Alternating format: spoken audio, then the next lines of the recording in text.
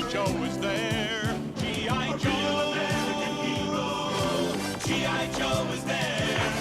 It's G.I. Joe against Cobra the enemy, fighting to save the day. He never gives up, he's always there, fighting for freedom over land and air. G.I. Joe, G.I. Joe is there.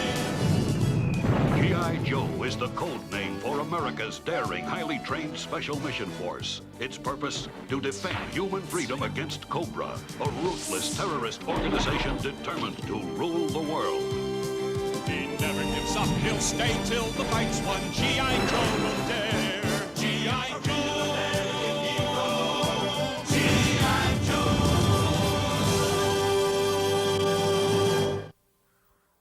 Hello guys! So, nandito po tayo sa aking bagong YouTube channel.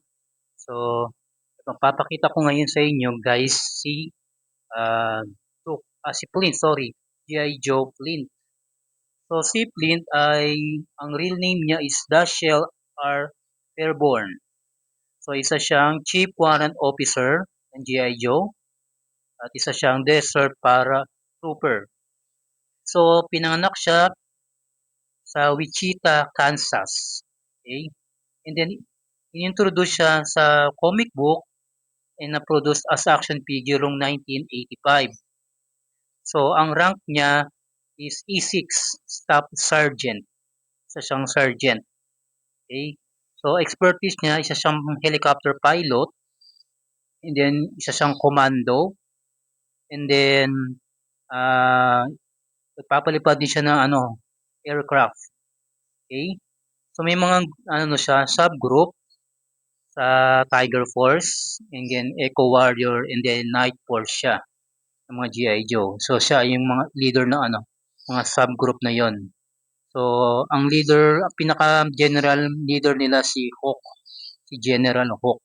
So, isa siyang G.I. Joe officer, isa siyang sergeant ng mga G.I. Joe.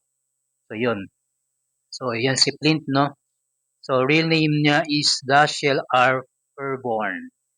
So, isa siyang sergeant ng mga G.I. Joe. Okay? So, si Flint, isa siyang sikat sa TV cartoon ng lagi niyang kapartner at lagi niyang kasama si Lady J. Okay? Si Lady J yung lagi niyang partner. Okay? So, hindi sila naghihiwalay ni Lady J kung saan mapunta si Flint, nandun si Lady J. Okay? So, simulan natin yung pag-unbox. Pero start muna tayo sa box ni Flint. Okay? So, makikita natin, no? Yung ibang box kasi ngayon, hindi nakita. So, ngayon, ito sa wave na to, I think wave 3, itong na-release. Okay? So, kita pa yung action figure niya. Okay? So, ito, kita natin yung sa box niya, G.I. Joe Classified Series Flint. So, and then, yan po, yung graphics niya nasa side ng kanan. Picture ni Flint, no? And then, sa side naman, so, sa side yung picture ni Flint. Okay, so maganda yung pagkakagawa, yung graphics ni Flint. And then, sa back naman niya, ito yung mga characters ng G.I. Joe. So, papansin nyo, yung characters na to, i-release pag may mga bago nilalagay dyan, dinadagdag. So, isa-isayin natin yung mga characters nandito na sa boxes, no? Si Flint ngayon nandun sa loob na. Okay? Ito si Cobra Commander, butang pangalan nito, guys, comment below. Muta ko something general dito sa sa Cobra yan. And then si Baroness, si Beached, si Destro, and then si Flint ngayon. And then si Flint, si Lady J, Vipers, Cobra Vipers, and then saka Red Ninja Viper, si Gang Ho, and then si Roadblock, and then si Scarlet, and then si Snake Eyes at si Duke. So lahat ito, nandito, kasi sila yung mga na-release ng mga G.I. Joe. Okay? Si Zartan pa nga pala, nandyan din. Okay? So yun. Si Flint na to, yan yung kasi siya yung pinaka ngayon. And then, kalimutan ko guys yung pangalan nito paki-comment below na lang po. Isa sa general, pero mababanggit ko yung mamaya pag naalala ko. And then, kasama ni Cobra Commander yan lagi. lagi inuutusan ni Cobra Commander yan. Okay guys? So, and then sa side naman nito, so yung apat na logo. Okay? And then number 26C, really si Flint, may number 26. Okay? And then, sa back nito, so tignan natin yung ano. So ito kasi yung box na to nakikita talaga yung yung action figure. Okay? So sa mga release kasi ngayon bago hindi na. So ito. Okay, sa top naman, top ng box niya yung logo ng G.I. Joe, yung star, and then number 26C, Flint. Okay, and then sa baba naman sa ilalim ay yung barcode and then yung mga kung saan made in China. Okay? So yan. And then yung sa back nga, yun, makita naman natin yung box. So, yes, let's go. Simulan na natin i-unbox, no? I-unbox na natin, tsaka i-review. So, open na natin. Ilabas na natin si Flint. Okay. So, yan. So, yung mga boxes nga pala ng mga G.I. Joe, lagi may background. Meron nakalagay background sa box. Yan yung logo ng G.I. Joe. Okay? Yung pag Cobra naman, so Cobra yung logo nandyan. Okay? Sarado natin tapos ko yung background para maganda. Okay, balik tayo sa Flint. So, yan. Ito na action figure pin. So, yung kunin muna natin yung kanyang handgun. Yan. Yan. So, ito yung malaking baril niya. Something Armalite or something ano.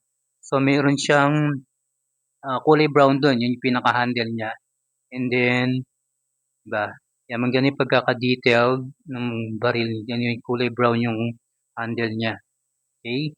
And then, meron siyang bullet doon. 4 na bullet. Kulay gold. 4 siya. Diba guys? So, ang ganda. Detail yung gun niya. And then, wait. Okay. So, yun. And then, balik tayo kay Flint.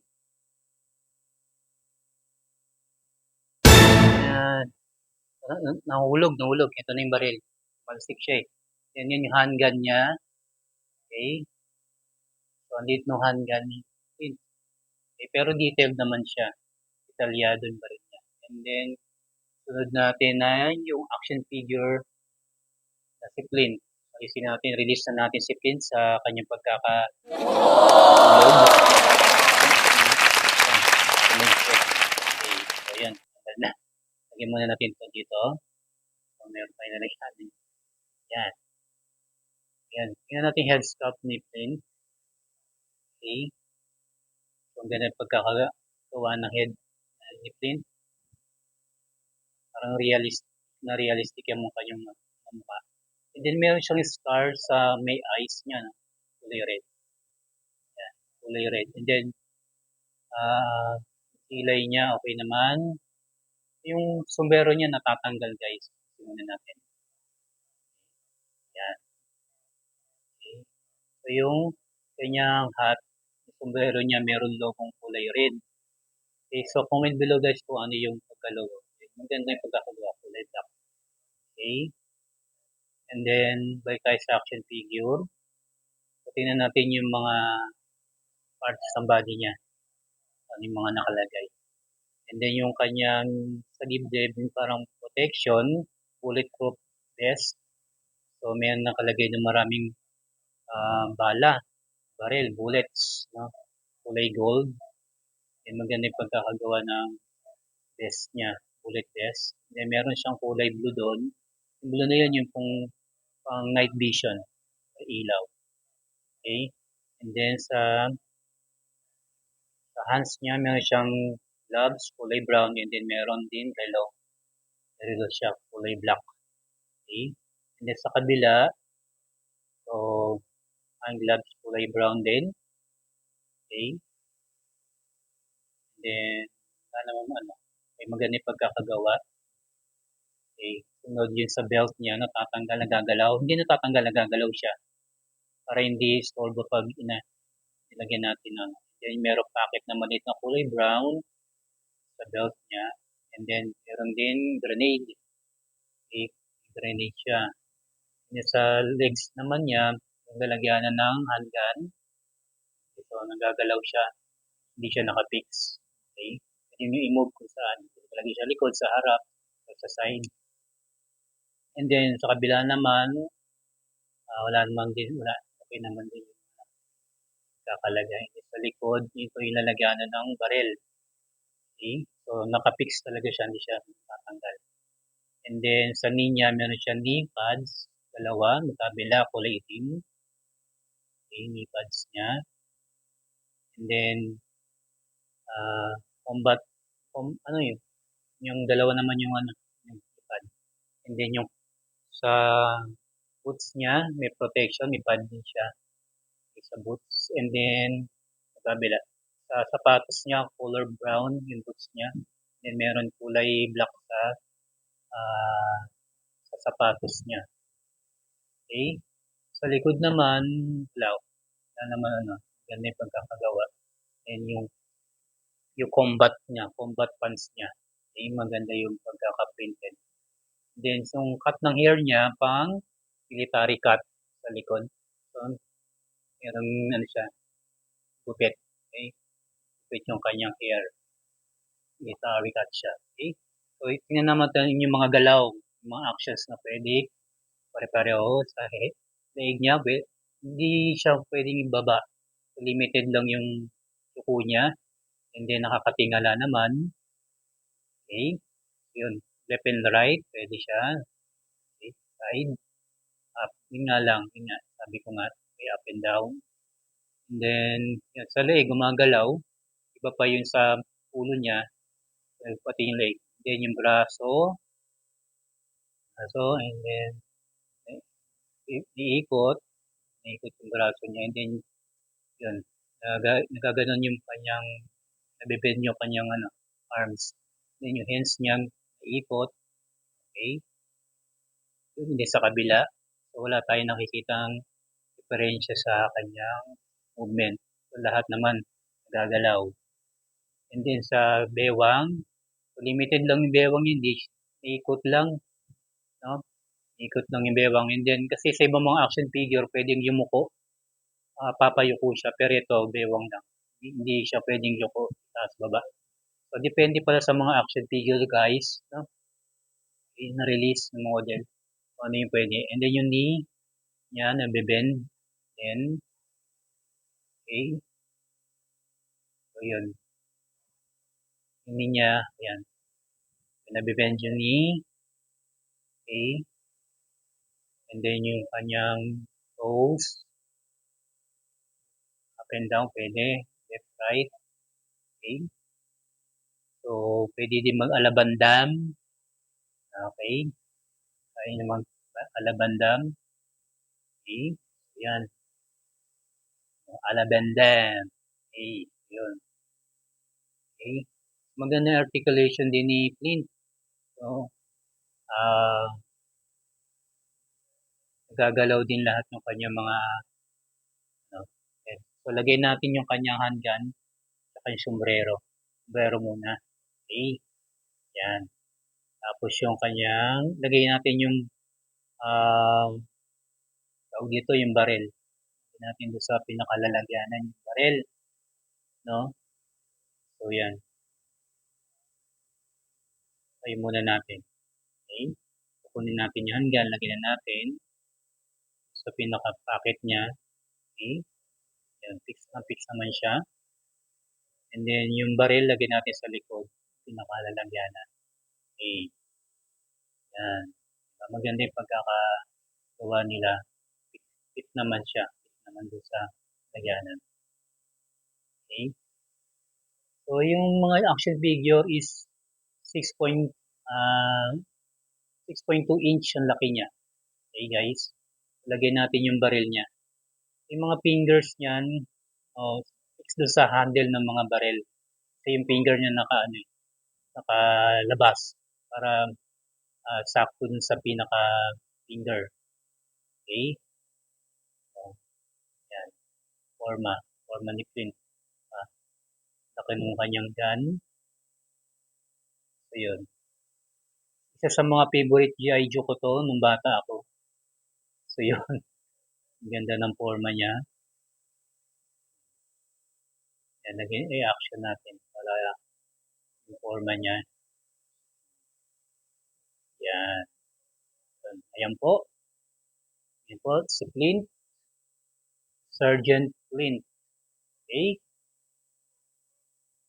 So, kung may mga questions kayo, comment guys. Ayun, lagay nyo lang po sa baba. Then don't forget to subscribe. So, please support me pagsa-subscribe.